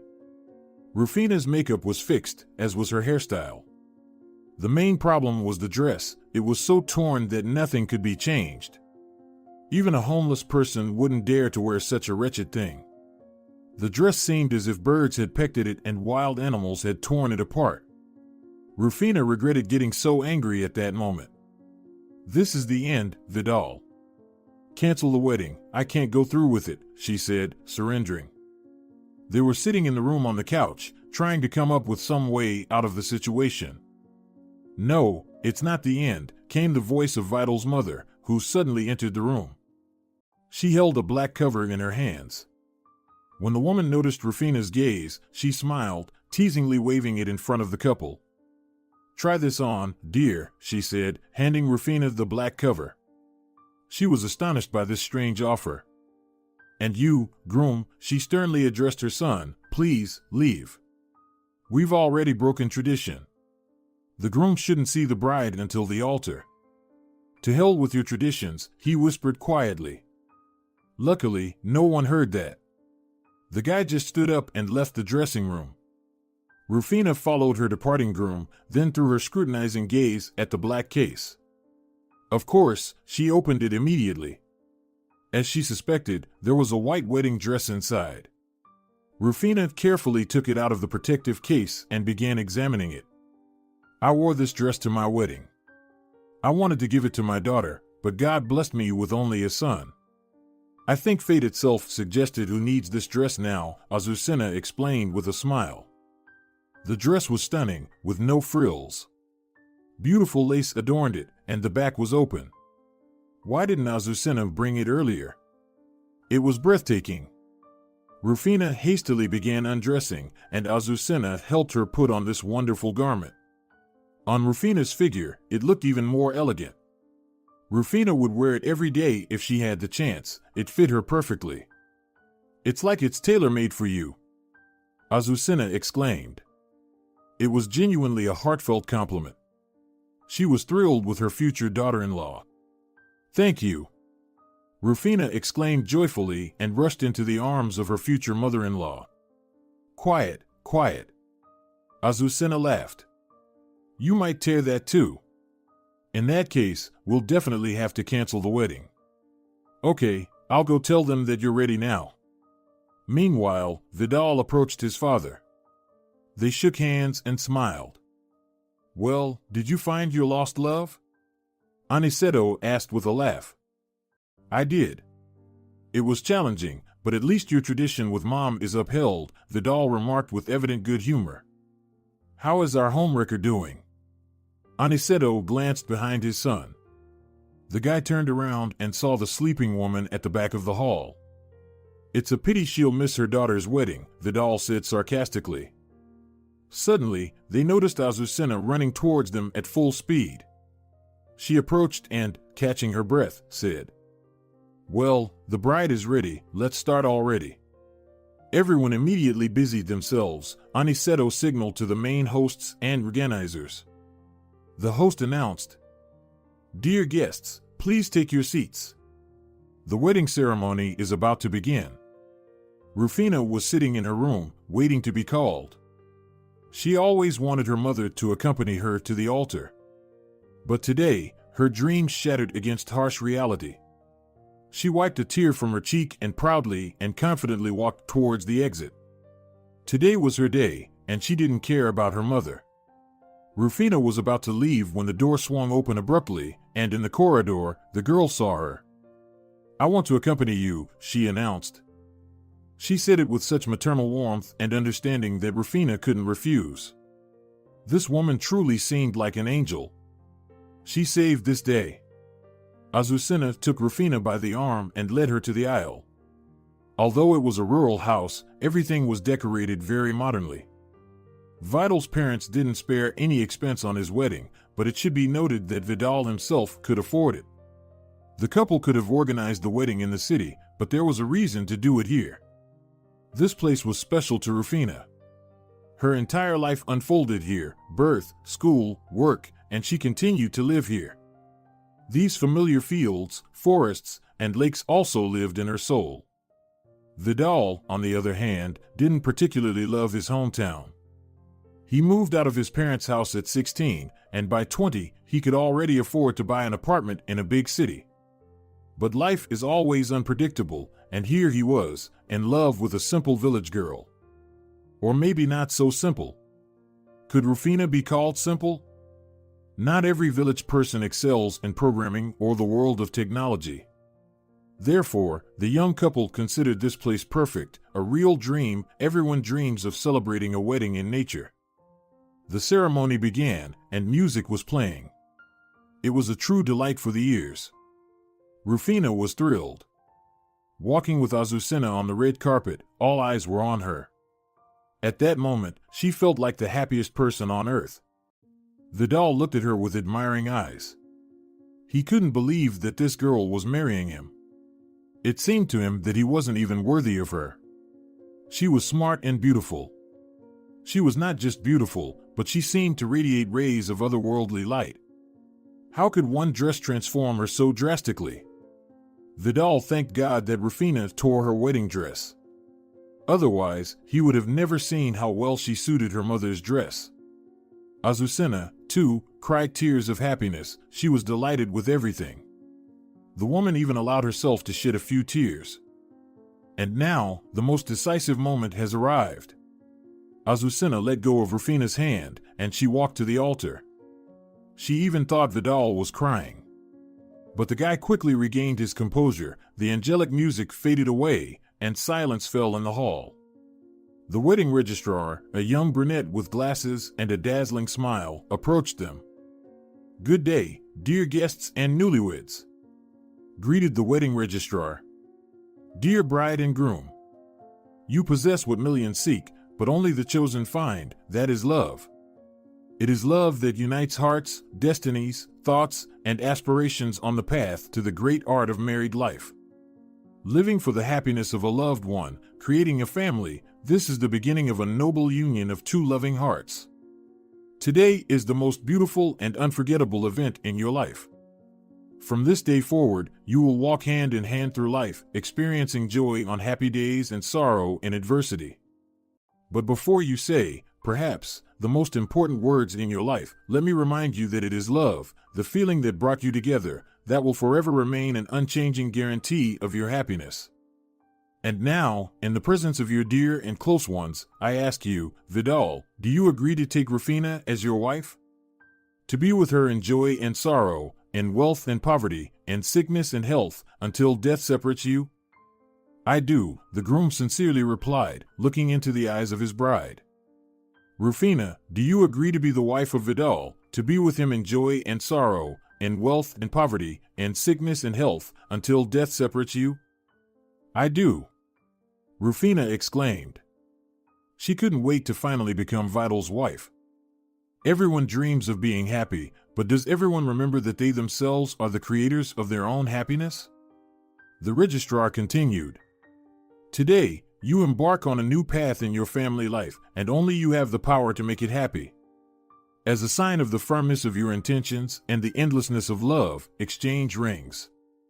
After these words, Rosalia approached them and presented them with a cushion on which rested precious wedding rings made of white gold. Vidal took the ring and placed it on Rufina's ring finger, and she did the same. "Now, I'll ask you to sign the marriage document," the registrar said. The couple followed her instructions, both putting their beautiful signatures on the paper. "Dear spouses," the registrar pronounced, "you have come to us in the name of love, uniting your destinies in the bonds of matrimony. Preserve the gift of the first happy days and carry their purity and fidelity through the long years of life. Do not lose your love amidst life's challenges and busyness. May your happiness be as bright and pure as the spring sky, as enduring as your entire life, and as beautiful as your great love. From now on, you are husband and wife. Groom, you may kiss the bride." Vidal didn't need to ask much. He gently kissed his wife, and the guests applauded, many shedding tears of happiness, especially Azucena and Aniceto. Perhaps Patricia would have also rejoiced for the young couple, but today she made her own choice. The newlyweds descended from the stage. Congratulations and well wishes continued to pour in. Aniceto and Azucena approached them. "Well, young ones," cheerfully began Vidal's father. "Now we can start the celebration." "Yes, do all the guests know where to go?" Vidal clarified. "Of course," his father confirmed. "Rufina," he addressed his daughter-in-law, "does your mother know where to go, or is she not joining us?" This question caught Rufina off guard. She had completely forgotten about her mother. She hadn't even looked at her during the ceremony. She felt ashamed, but on the other hand, she was to blame herself. Patricia had wanted to ruin this wedding. But now Rufina was in doubt. Should she invite her to the celebration or not? "We'll take Patricia with us, right?" Azucena asked, noticing Rufina's distracted look. "Yes," Rufina confidently replied. "I think she should come with us." They began to look around to find Patricia, but she was nowhere to be seen. It was as if she had vanished into thin air. Aniceto and Azucena, confident in her location, headed to the end of the hall. To their surprise, Patricia was not in her seat, she had disappeared. Father and mother started to worry. Anything could have happened to her, especially considering her state of intoxication. "Have you found her?" Rufina anxiously asked, approaching her husband and his father. "No," they replied in disappointed unison. Where could she have gone? Rufina couldn't hold back her anxiety. The hall was nearly empty. Some guests chose not to attend the celebration and headed home. Others had already left for the address provided by Aniceto. "Patricia!" The newly acquired family members shouted, "Mom! Mother!" Rufina was screaming at the top of her lungs. No one responded. Rufina was beside herself. How much did she drink? Does anyone know? Rufina asked her new relatives, seemingly out of her mind. No, Vidal lied. Azucena looked at her son disapprovingly.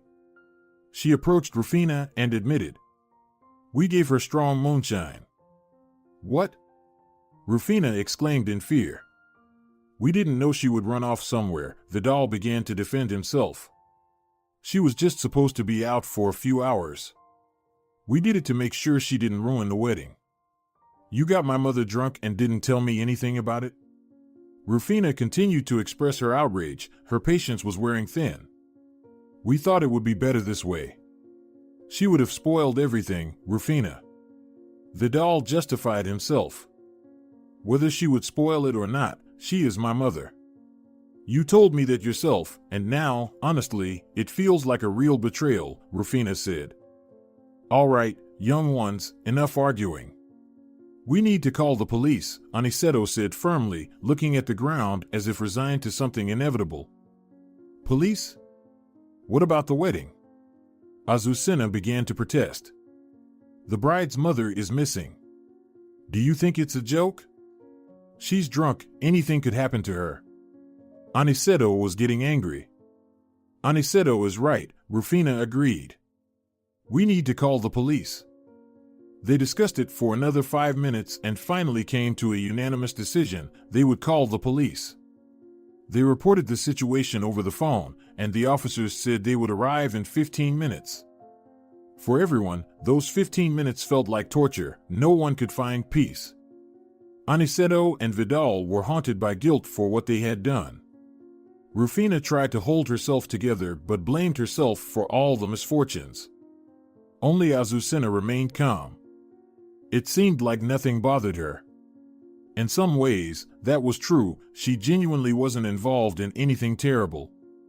Eventually, the police arrived, and the family rushed outside to explain what had happened. She was sitting on a chair, no one touched her, and then she disappeared, Aniceto told the investigator. "It's all nonsense," an old man, whose house seemed to be nearby, said. "I saw where she went." Everyone became interested, especially because this old man was unknown to anyone. He wasn't invited to the wedding, he was just a passerby from the street. "So, what did you see?" the investigator asked, pulling out a new sheet of paper.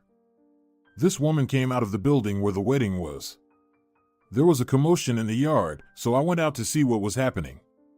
I see her walking towards a car, swaying. Suddenly, 2 guys appeared out of nowhere, threw a bag over her, and took her away. It turns out there was a car parked far away. They took away your mother-in-law." The old man grinned. "I don't know where, but those were clearly not good people." "Damn." Rufina swore. Her troubles seemed to be never-ending. Rufina and Vidal left, while Aniceto and Azucena stayed to listen to what the investigator had to say. "Well, for now, there are no leads," the police officer sadly said, studying his notes. "There is," the old man said, muttering through his teeth. "There was some orange graffiti on the car. Kids probably drew on it, and it didn't come off." Returning Vidal joined the conversation. "I can help in the search." "Mom, can you keep an eye on Rufina?" Azucena's son asked. "Of course, dear," she said sadly, and she went to her poor daughter-in-law. The police officer reported everything described by the old man on his radio. The next day, they found the car not far from there. Of course, there was no talk of any celebration. A large-scale investigation was underway to find Azucena's mother. The whole night and day, Rufina was on edge, frequently taking sedatives. Azucena had been by her side the entire time. Vidal also tried his best to support the poor girl. As soon as information about the discovery of the car came in, Aniceto, Vidal, and the sergeant went to the location. There was indeed orange graffiti on the car, but unfortunately, to their dismay, there was no one inside. Investigator Salvador attempted to trace the car by its license plate numbers, but it yielded no results. He sent the family home, and they returned empty-handed once again. They killed her, Rufina wailed. She's definitely dead. Stop it, we'll find her, her young husband reassured her. A few hours later, the investigator called on the phone. Vidal, we have a lead. We ran the data again and found the owner of this car. More precisely, this car belongs to a company. We dug deeper and learned that the owner of this firm lives in the same village. I think it's worth looking into here. Can you tell me if your mother-in-law had any connections with shady people? Me? Vidal responded uncertainly. I don't know. I don't think so. She's just an ordinary woman, taking care of the household. Mostly, all the household expenses are covered by her daughter, and she also has an inheritance from her late husband. An inheritance? The investigator inquired. Okay. Don't you think someone might be after her money? I don't know, and I can't ask my wife right now. She's not in a state to think about it. I just found some information about the owner of this company. Does the name Miriam say anything to you? No, not at all. Too bad. It seems she might be Patricia's neighbor. Anyway, I'll be there in 20 minutes to explain everything. As the investigator promised, he arrived precisely in 20 minutes. He showed a photo of Miriam, but, as usual, it didn't help. So, they decided to seek assistance from Rufina. The poor girl had been in a severe mental state for 2 days, so Vidal warned the investigator to speak to her gently and not press too hard. They knocked on the girl's bedroom. The door was opened by the exhausted Azucena, who also felt unwell due to Rufina's mood. The investigator wants to ask Rufina something. Vidal explained his unexpected visit. Azucena let Salvador in and left them alone. Hello, Rufina, the police officer introduced himself. I need to ask you about your mother. Do you mind answering a few questions? Go ahead, Rufina replied in a grave voice. Did your mom have a significant inheritance? Well, it was enough for a living. She didn't even work when I was born. Okay, now the main question. Are you familiar with the name Miriam? Rufina perked up, and the name immediately made a huge impression on her. Yes, the girl replied. She paused and seemed to understand where the investigator was heading. Miriam also disappeared from the wedding, but her daughter was there. However, no one remembered her because she was a wallflower, and the whole evening she only talked to one person. That's Miriam. Oh my God. It's her. What about her? Can you provide more details? Miriam is my mother's friend. She didn't just wander around our house back then, she needed money. I don't know if my mother gave her anything, but please, let's check their house.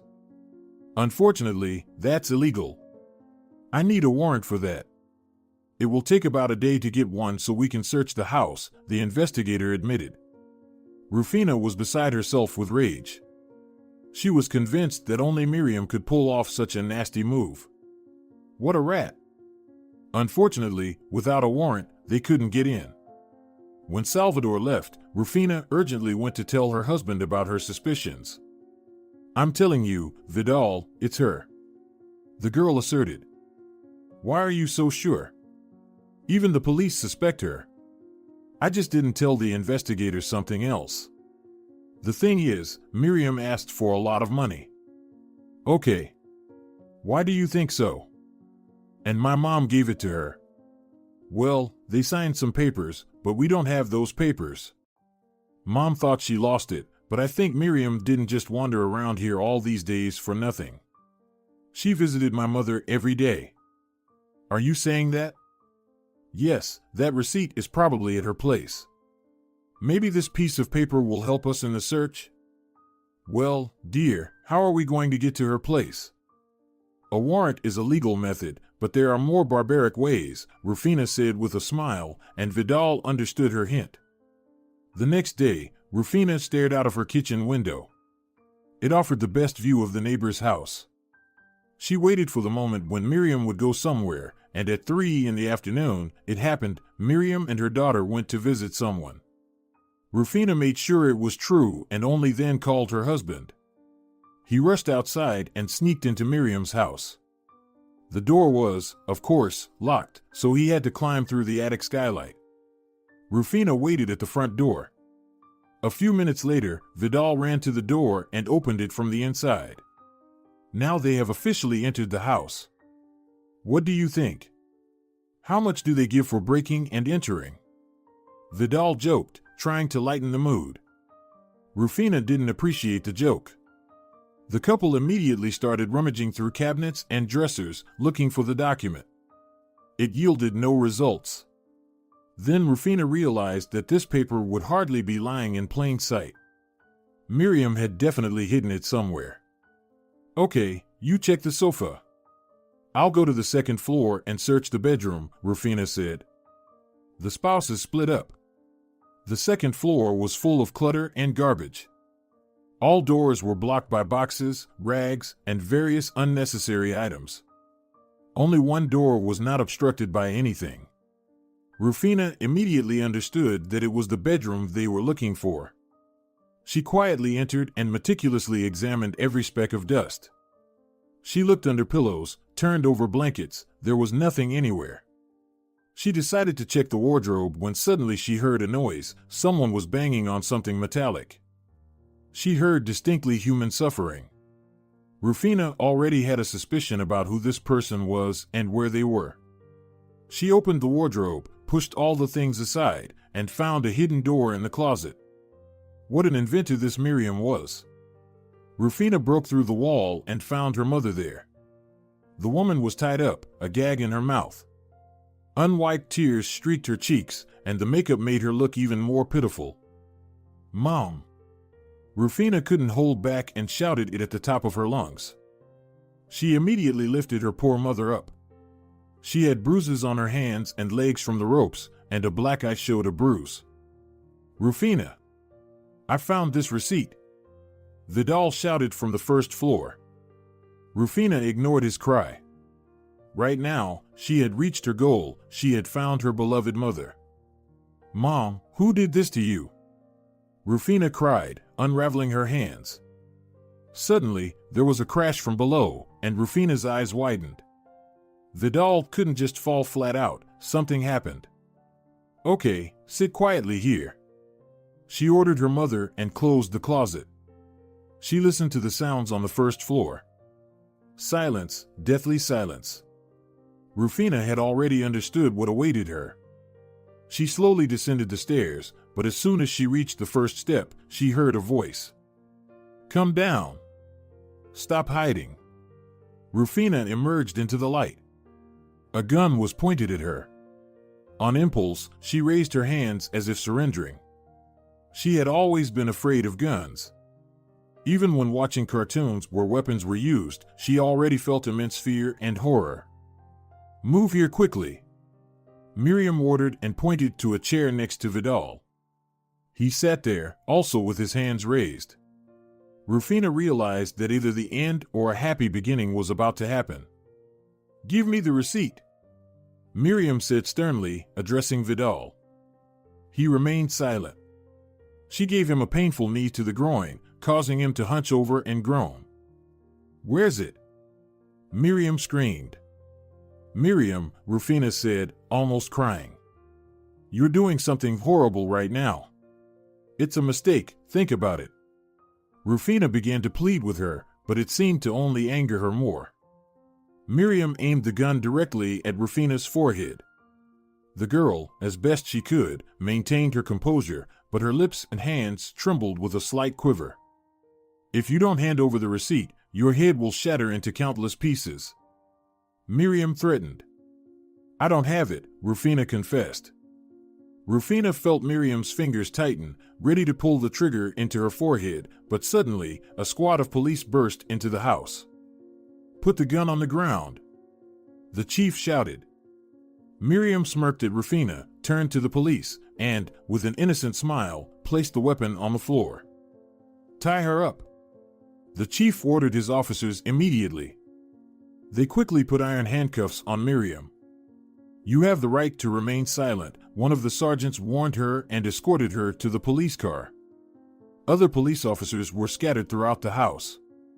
They burst into all the rooms, went to the second floor, and found poor Patricia. It was she who had called the police using her cell phone. When Rufina untied her hands, Patricia found the phone in her pocket. Fortunately, the phone, which was rarely used and had the sound turned off on the wedding day, had not completely run out of battery. This saved everyone. Rufina thanked God for her mother. Without her, everyone would already be corpses. "Thank you for your assistance," Vidal said, shaking hands with the officer. "I promise you, we will get to the bottom of this." In the hall, they led Patricia. She looked really bad. Her face and body were covered in bruises and injuries. Rufina rushed into her mother's arms, but they pushed her away since Patricia could have fractures or injuries. 2 weeks passed. Patricia took a long time to recover in the hospital. She was diagnosed with a concussion, a broken leg, and numerous serious contusions. Rufina visited her every day and tried to bring her favorite flowers. "Do you know why my favorite flowers are lilies?"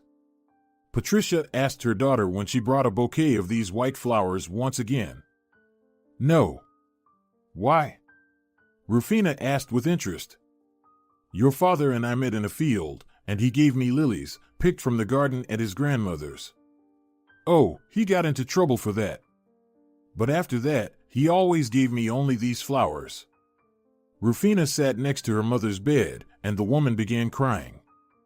"Mom, what's the matter?" Rufina asked, wiping a tear from poor Patricia's cheek. "After all, I got married for love, but you. I didn't understand you. I wanted to give you away to someone I considered suitable. I'm so ashamed, my dear. Mom, I'm already married. I love Vidal, and he loves me. Everything is fine with us. Why are you so upset, then?" "I ruined the happiest day of your life," cried Patricia. "No, Mom, you made it unforgettable," smiled Rufina. "Everyone will remember this wedding for a long time, and I'll have something to tell the kids. Sweetie, you are the most sincere and kind one. My sunshine." Rufina kissed her mom on the forehead as a sign of reconciliation, and suddenly it felt like a burden was lifted from her shoulders. It felt so good. Old grievances were left in the past, now they lived only in the present. 3 weeks later, the trial took place. It turned out that Miriam had borrowed a significant amount from Patricia 2 months ago. However, her business dealings went downhill, and she had nothing to repay. So, she hired special people who would do anything to get compensation. They kidnapped poor Patricia. At first, Miriam planned to simply intimidate her friend and engage in so-called blackmail.